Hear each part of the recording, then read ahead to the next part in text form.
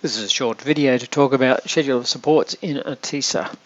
We're looking at a participant record on the screen at the present time, someone called Amy Ant, and we, as part of their onboarding process, will collect information about their funding, and we will have some understanding of that even if they haven't provided their NDIS plan themselves. And in further discussions, to reach an agreement to provide services, you'll create a client service agreement. And we can see here we've got a current client service agreement for Amy.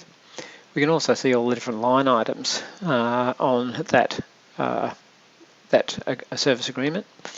And we can also see if there is in fact a schedule of support that's associated with this service agreement. Because I've entered a little bit of data, we can see that the current schedule of support is going to cost Amy $314.18 each week. But to create a schedule of supports on a client service agreement, you would go to the client service agreement and go to the schedules of support tab.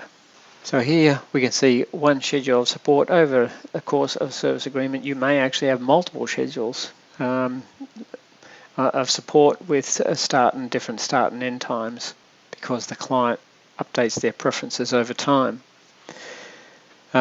At this point we can see that the supports to be scheduled are these ones below, and we can see that there's 7 till 9 on a Thursday, Friday 10 till 12:30, and here's the cost, and here is the associated NDIS support number. And once again, you'll notice a line item here. You can't actually add schedules to support here. You need to open up this record so we keep them all together in the one schedule. Because remember, you might end up having multiple schedules with different start and end dates. So we'll go to this record, and if we scroll down, you'll see again the different supports that are to be scheduled, and this is where you'll add it. So to add a particular service for particular days and times, you need to go to the service agreement, then go to the schedule of supports associated with that particular service agreement and add this information.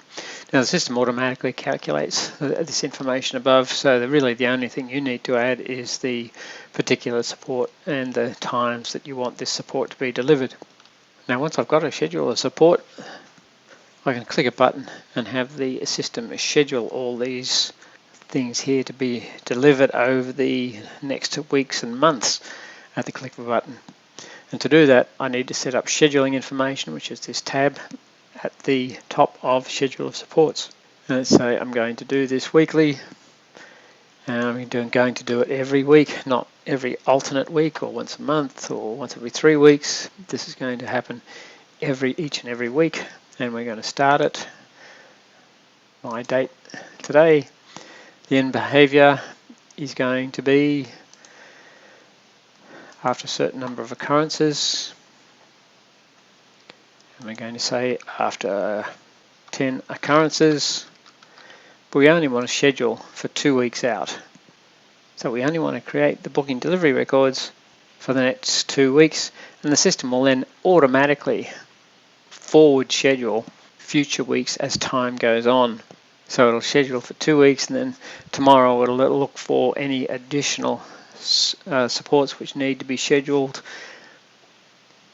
2 weeks in advance, etc. So the system will do that automatically until you stop it, or until 10 occurrences, until 10 services have been delivered, or until a certain date has been reached, and this is where you specify that date if you just change that field there. But I will just save that for the moment. You'll notice we're going to schedule public holidays.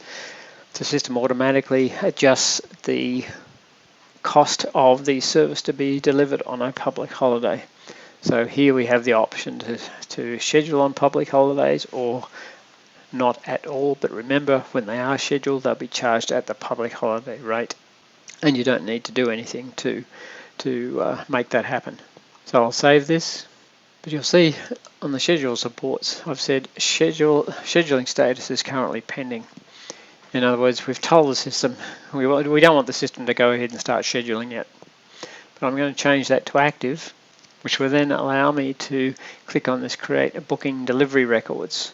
And that's when the system will go ahead and create services to be delivered in the future. So for example, if I currently now go to Amy Ant, I look at the bookings and look at the created on, I'll just filter it, newer to older. You can see the most recent, this was created, was on the 28th of the 12th. Now I'll go back to the schedule of supports. Remember, the schedule of supports is linked to a client service agreement. So looking at the summary of the agreements we've got with this person, we can see at the bottom here there's a schedule of support. I can go directly there and open up the schedule of support. You can see scheduling status is active, and I can now immediately create service delivery records by clicking this Create Booking Delivery button at the top, or at 3 o'clock every morning, the system will automatically check what things it needs to do and create them if appropriate. For now, because I'm not going to wait until 3 o'clock tomorrow morning, I'm going to click on Create. It's warning me that they're going to be created.